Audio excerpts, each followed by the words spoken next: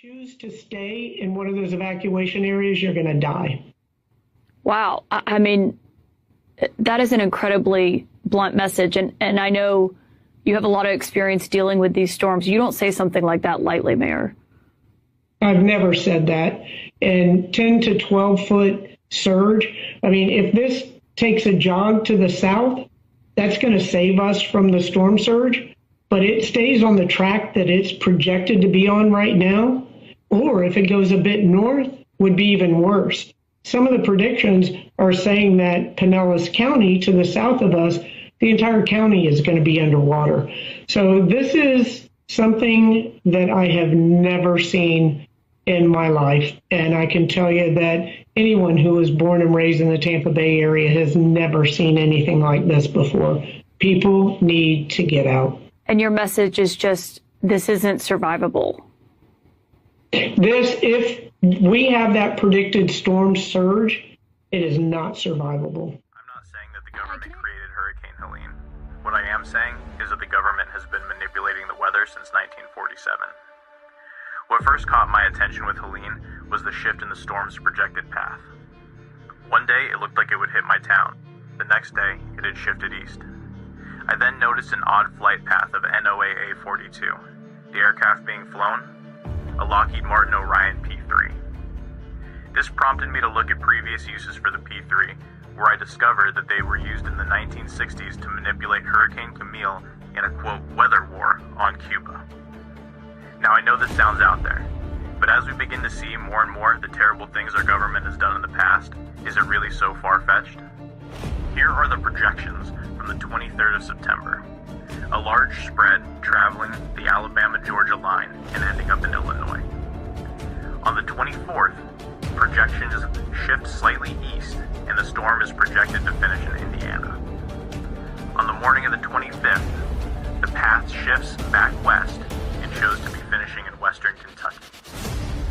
That evening, a P-3 conducts a 6-hour operation inside the developing storm. The next morning, on the 26th, the path shows to have shifted slightly east again, now finishing in northwestern Tennessee. The evening of the 26th, the same P-3 conducts operations throughout Hurricane Helene as it makes landfall, and the storm's actual path shifts further east, finishing in northeastern Tennessee. What would the government's motivations possibly be to modify a storm? That I don't know, but I do believe that if we can maintain our republic long enough, time will eventually tell. There has been a noticeable shift in the forecast track. Forecasters say this storm could be one of the strongest ever to hit the Tampa Bay region. Phoenix is now a Category 5 hurricane. It is a historic storm and unfortunately making a beeline right now for our area.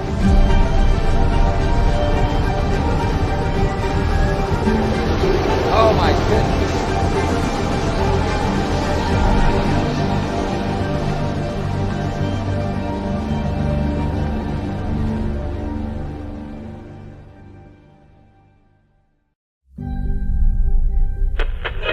And we have Category 1 Hurricane Phoenix just south of Jamaica now. Phoenix is currently expected to make landfall in the Yucatan Peninsula as a Category 2 storm. But of course, always, we are keeping a close eye on this system.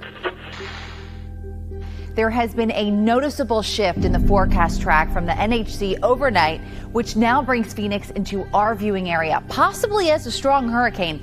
Now is the time to begin those preparations, folks. We have breaking news this morning if you're just joining us. The National Hurricane Center has upgraded our entire viewing area to a hurricane warning as Hurricane Phoenix is projected to make landfall as a major hurricane sometime tomorrow. Mandatory evacuations are in effect for all coastal regions. Forecasters say this storm could be one of the strongest ever to hit the Tampa Bay region. We cannot stress enough how crucial it is that you finish your storm preparations tonight. Conditions will deteriorate rapidly tomorrow morning, and evacuation routes will quickly become impassable. Please don't take this lightly and heed all evacuation orders. Folks, this is unfortunately the worst case scenario unfolding for the Tampa Bay area. Phoenix is now a Category 5 hurricane with maximum sustained winds at 160 miles an hour. but wind gusts up to 200 miles per hour. This is catastrophic. It is a historic storm and unfortunately making a beeline right now for our area. We have a live look right now at North Tampa and Polk Street. I believe this is near Kawa Coffee, and as you can see, the storm surge has completely inundated downtown. Law enforcement now is reporting that all bridges have been cut off by storm surge. We're looking at up to 20 feet of storm surge in some spots. We're trapped on the third floor of the Tampa General Hospital parking garage, and the storm surge is up to the second floor of the hospital. St. Petersburg is essentially an island right now. A viewer from Brooksville is reporting roofs being torn off of businesses there, so this is a very important reminder that this is not just a coastal storm. We are seeing significant wind damage well inland. Unbelievable gusts going through. Oh my goodness.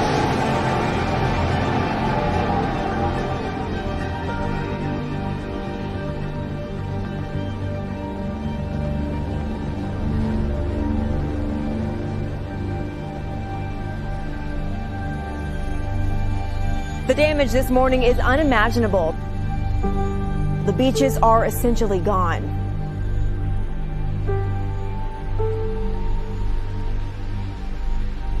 The Howard Franklin Bridge is completely destroyed. I've never seen anything like this. Officials are scrambling to clean up debris from local airports in order for supplies to be flown in. We are getting reports from Homosassa of residents trapped by downed trees. There's not a single business that we've driven by that doesn't have significant damage. Tampa General Hospital has told us that they are unable to receive any patients after the hospital suffered significant damage from wind and storm surge. The level of destruction out here is indescribable. It's going to be a very long road to recovery for the Tampa Bay area.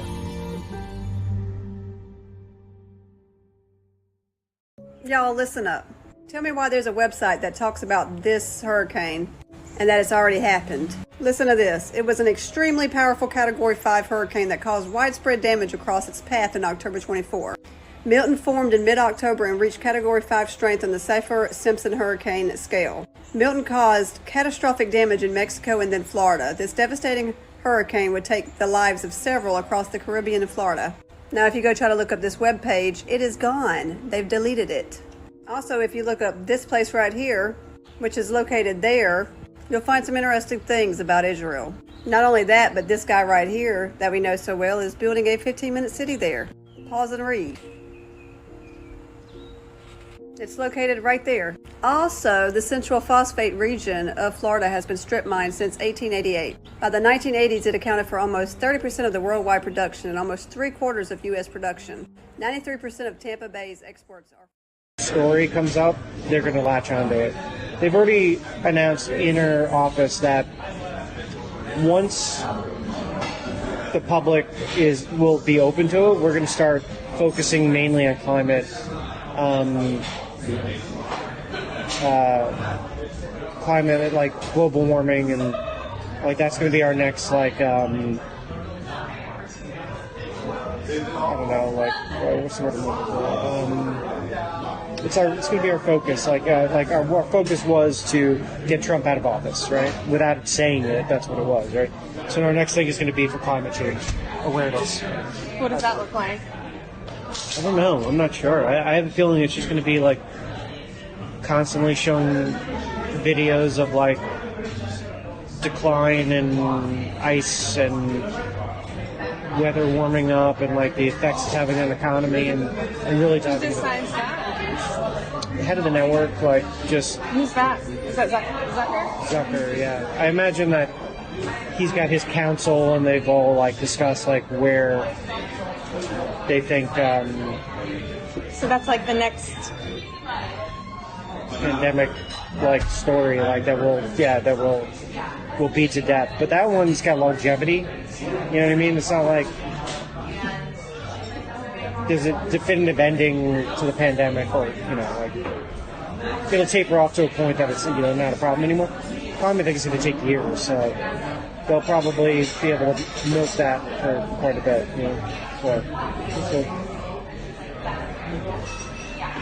So, climate change overload. Be prepared, it's coming. Stories, like right now, we had an inside track right now where 2 stories are going to be pushed. Climate change is going to be the next COVID thing, Christina. We're gonna hone in. Focus on that. I love it. But that's a fair thing. But to commit to that as a network. You said it's going to be like the new COVID.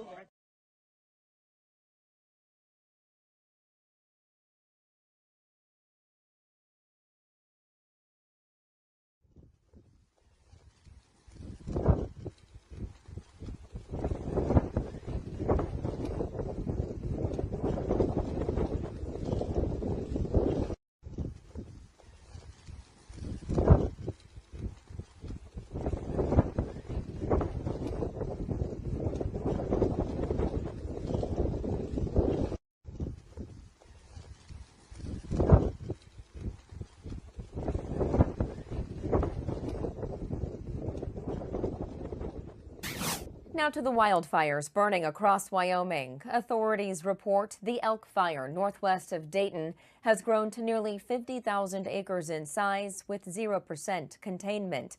A community meeting took place Wednesday evening to discuss the current fire risks and closures and what can be expected in the coming days. Evacuations remain in place. The closed area is north of the Red Grade Road to Highway 26, north to Highway 14, and east of the border of the Medicine Wheel Ranger District and the Tongue Ranger District of the U.S. Forest Service.